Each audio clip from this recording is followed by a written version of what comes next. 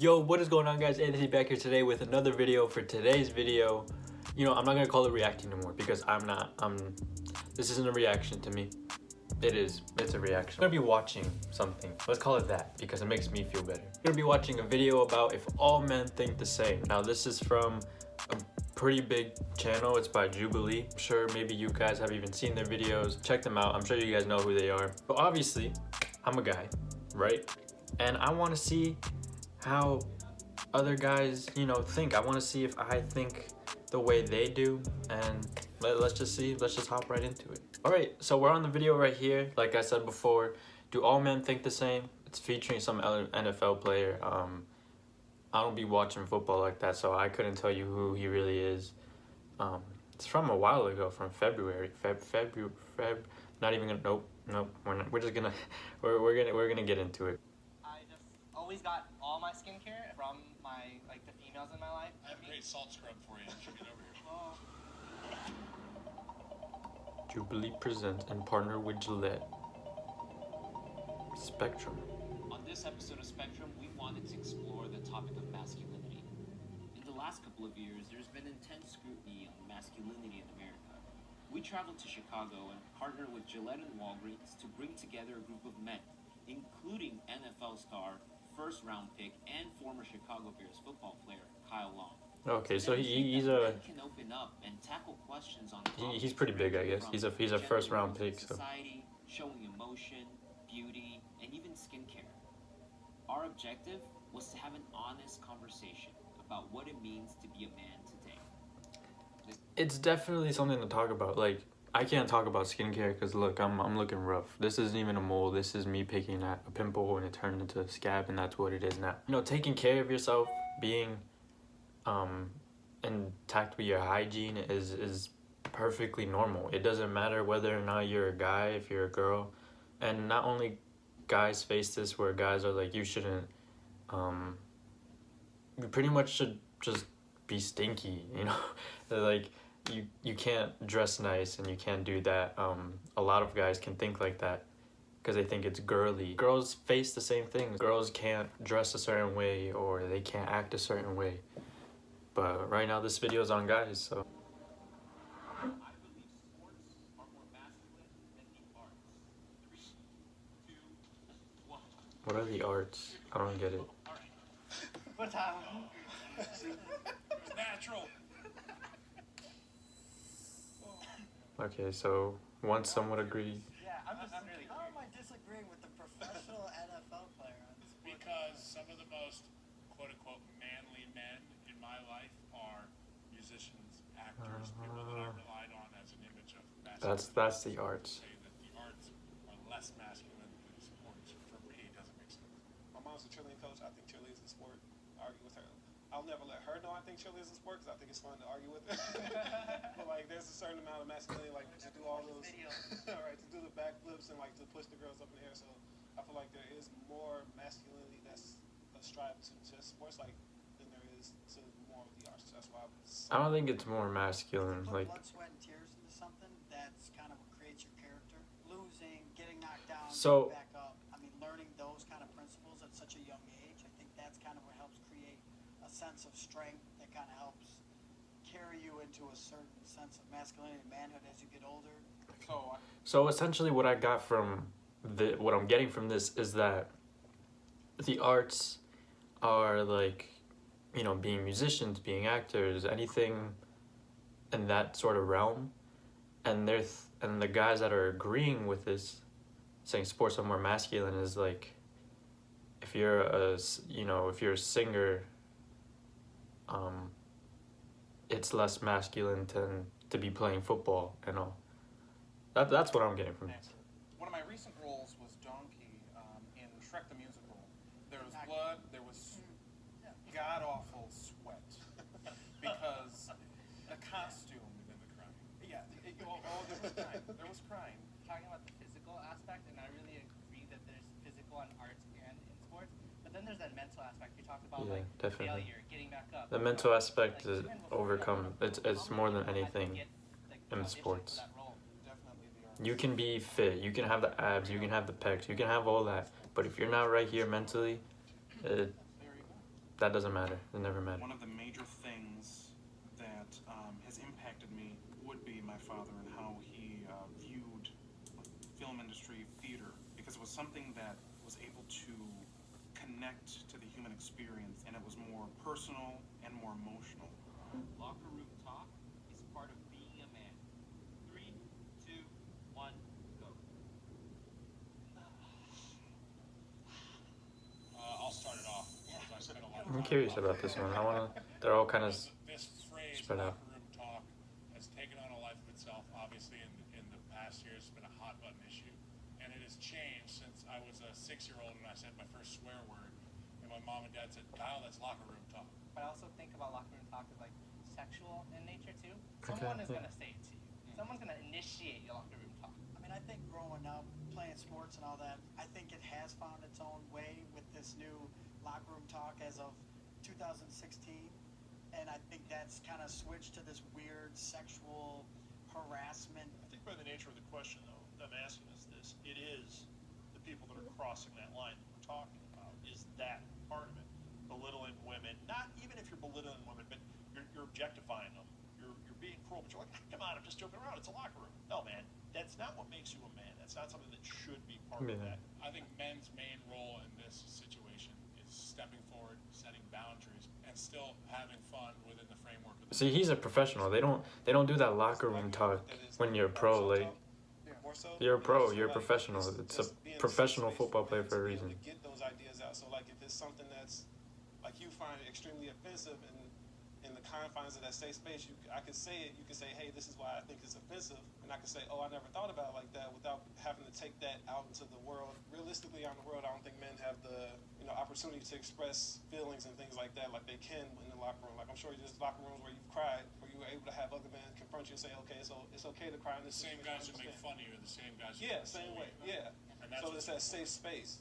There are a lot of men out there that can operate rationally. Not everything is like about sex with us. You know what I'm saying? So I'm a Christian. My father's a pastor. To me, being a man is about taking responsibility and accountability. Men should be the head of the household. 3, 2, 1, go. I got. Okay, so they're all My spread out. grandpa was a colonel in the Vietnam War fighting for the country of Laos, and if anyone needed a tank, they would talk to him. Anyone needed anything, he was the head logistics commander. And then my dad, he was like the head of a Okay. gang. So he kind of demanded respect and became the head of everything. And in turn, both of them were heads of our household. I want to pause on that because I think this really determines on what you grew up in. You know, it like for what he's growing up is his dad was doing that, and that's what he grew up in, and that's how he's gonna perceive as, oh, that the man should really hold it down. But in my perspective, I live with my mom, and I see my mom hold it down. So again, it just depends where you're, how you grew up, I guess. Like, I have to be able to be the head of the household and have people rely on me when needed. I just feel like when it comes time for deference, most of the time women prefer to defer to men leadership. And my dad was a primary breadwinner, and then my dad got laid off. Automatically, my mom became the breadwinner, and they just switched those roles. But like when it came time for decisions and stuff like that, she still deferred to him most of the time. And it's like we didn't miss a beat as a family. And I feel like that's what she wanted. I feel like that's what most men or most women want from their men. It's better for the men to be in that position. I don't feel like a woman can't be in that position. Yeah, I'm going to build on what you're talking about, CJ, because I feel like each one of us has a unique set of circumstances. And in your case, your dad was really smart in terms of his... Exactly. It just depends on how you grew up. That's literally all it is. It's how you grew up. And But I'm over here on the disagree side because the question was, should a man be the head of the household? Verbatim, correct? Now, my response to that is no. There is no rules for who's the head of the household. What I'm making. So I disagree with the comment. I think men can be, but it's 2020. And if I were to tell you that I'm the head of my household, I'd be lying to you. I think there's a leader within each one of us. I don't think it has to do with whether you're a man or a woman. I know in my household, there are times that my wife leads, there's times I lead. We talk about leading up, leading down. We even let our daughter lead sometimes. My role as a man and a father in my daughter's life is to be the example and to be just supportive and accepting and loving. And I want her to see by example that He's I'm very, always like, striving to be the everyone best gets a human taste of it. being. He's like that coach that That's really makes sure everyone touches the ball before we score type of thing, she's the greatest joy of it. which I can respect. Skincare with other men. 3, 2, 1. I think I may have done this like once. I have a great salt scrub for you. You should get over here. Well, I just always got all my skincare opinions from the females in my life. I don't know. I just didn't want to feel like I was any less of a man, so I didn't want to talk to other men. As we all get older, our skin starts to look like that bag that's been left out in the sun too long, and that's why skincare recently has become a thing for me. I've talked about it a bunch with guys. That's how I find out about like beard oil. It wasn't my wife that said you need it. It was my buddy with a beard that said, "Hey, beard oil's awesome." I can think of a couple of friends that we talked about. Your boy's lacking on the skincare right now. Concerned about skin cancer. And if he My wasn't talking my to guys my about girlfriend it, has all the moisturizers and all that. I don't got any of that, talking to a woman about it. which is I'm just lazy, Frank, they don't if I'm just honest. talk about this stuff. What did you talk to the NFL player about? Just skincare. I'll be the first to do this, but I strongly agree. I think it's important to take pride in yourself and have self-discipline. It all falls under discipline for me. I'd actually branch off that too, because I view it as loving yourself. It doesn't have to be you take 4 hours to be able to make yourself look good and presentable, to be able to walk out the door. It'll provide confidence for you to be able to. It definitely does. It does. I feel like this is one of those conversations that happens during locker room talks. It may not be like, I'm sure some of the people are going to be surprised, like, oh, all these guys talk about skincare, but like those are the conversations that you have. I've never really had a conversation with my friends about it. Talk to guys about skincare. I mean, we live in Chicago. I mean, I'm a serious white boy. I think it's important to, when you're dealing with elements, it's cold, it's freaking rough. I mean, we're in construction. It's a lot of nasty stuff out there. So, yeah. Expectation. What it means to be a man. 3, 2, 1, go. He strongly disagrees. He's all the way at the end. Over here now, guys. Never made it. This is a high bar. I am constantly still striving, but my father has different standards than me, and I'm proud of who I am, but there's a small part of me that's just like, I wish I could hit that bar, Yeah. but it's also part of me that's like, there are some parts of that bar that I'm not going to touch. Expectations, as we all know, within the family can be very tough. And I know you've alluded to this a few times today. And I feel for you. I really do. Like in my heart, I just want to give you a huge hug because I have a dad who has whether he knows he's putting them on me or not, there's unrealistic expectations. The name on the back of my jersey, we share. The number I chose to wear was the same that he wore. Profession, the same. I will never be my dad because he was a world beater in his field. But I also, in the journey striving for his acceptance, I found myself proud of who I am. And that is being a man and being your own man. And Yeah. like I really hope we can find you. If we have this conversation again, I really hope that we can have you at least on the somewhat, because I struggle. If you try to live up to and another, it's a real thing. like, say your father's perspective, you're gonna just try to Anytime in my life, be what he wanted to be. You're not gonna be yourself, so. Nothing but encouragement. He asks for my help on things now. It's like he's always telling other people how he's proud of me. He's like, yeah, I ran to your dad. He was telling me everything about you. So, and I know like it's like a lot of people like don't even have their fathers in their lives. So like I appreciate it that much more. Love that you guys all have that, talking about what negative consequences we have as men for holding it in and for not being able to voice our emotions. I think that my dad passed away because he took his own life because he didn't express emotion. It wasn't in his definition of being a man. And so because of that, he bottled everything up to the point where I didn't know what was going on, and I was the closest individual to him. And at that point, it's just mentally and physically. That's the thing, that's what I do. mentally, emotionally, I bottle things up because that, in my head, person. I'm not supposed to feel a certain way. I'm not supposed to show this emotion in a One of certain the way. few things I remember And if I'm going to, he said it's gonna to take me, a lot, and it's gonna "I be can't believe on my I'm own such a time tiger, and with myself. I have a son." And turns So out to I be learned how a kitten. to express that, you know, with They're just my demoralizing girlfriend. I still struggle with that by with my girlfriend. and those things just stick with me. But little by little, so I would you know, never put myself things cross happen. the line, but I'll always work to get to someone to disagree so that I can feel that I got to as close as I can to his bar. It's a shame, man, because you're standing here and you're saying your words and you're standing up to it. You're a man, dude. You're a man. You should be over here. Yeah, man, I see you as a tiger. Yeah. Don't let that. You can use my dad if you want. I am the son of the oldest child and the only son of the oldest child, so that kind of just makes a lineage that I have to follow, and that Yeah, person definitely. disappearing drops weight on my shoulders. All eyes are on me How they? now. I'm sorry. How they gonna show a clip of you hooping, but you're not hooping? Like, yeah, they did him dirty on that one. They did him dirty. I was like, oh, okay, they're showing him. Okay, let me see what you got. And then he missed the layup. He's not hooping. Oh, they did him dirty. They did him And that dirty. made me feel like I have to be a man. I never really had the chance to be vocal about my dad. I felt safe enough to talk about it, and it was one of the first times that all these emotions that I've bottled up have finally come to light.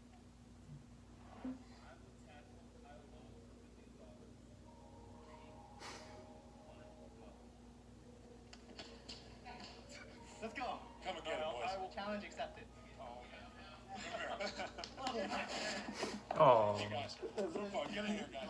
no, one big group hug. Force in the group hug. Go for it. Go for it. I tackle him for $1 million, Because or at least attempt to. we are right now evolving our thinking and becoming more sensitive to others. My experience today was one in which I gained a lot of understanding and respect for specifically the men that were in here. We talked about tough topics. We were honest. We weren't afraid to call each other out. And I think respect was the overlying theme.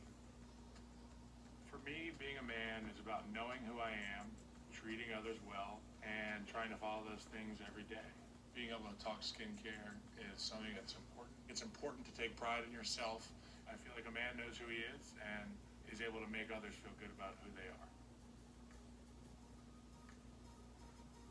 I'm pretty sure that's it. All right, we just watched the video. I actually want to say something. He said at the end that these were difficult topics to talk about, and to some people, these aren't difficult topics to talk about. You know, something like skincare or anything like that. As a guy, you can feel a certain way because maybe the way you're brought up or the people that you talk to or you've met can make it feel like that's girly and that's not masculine, and your manhood is taken away. Sorry. You know, it's something I struggle with also. It's not easy for me to express emotions or to talk about certain things because I'm a guy. I can't do that. You know, I'm a guy. I can't, you know, I can't cry in front of someone like that. You know, I have to be strong for the, you know, other people. Sometimes I really get into that, and there's times where I'm able, because sometimes it'll just be too much and it'll just let go. This video was definitely interesting. It shows how masculinity is, and whether or not, you know, how it really affects guys. So it was definitely an interesting video. Alright guys, that is it for today's video. I hope you guys enjoyed. Please don't forget to like, don't forget to subscribe, and I'll catch you guys back on. I know I messed this up in the last video. Today's Monday. Catch you guys back on Friday. Now I'll catch you guys back on Friday. Peace out, everyone.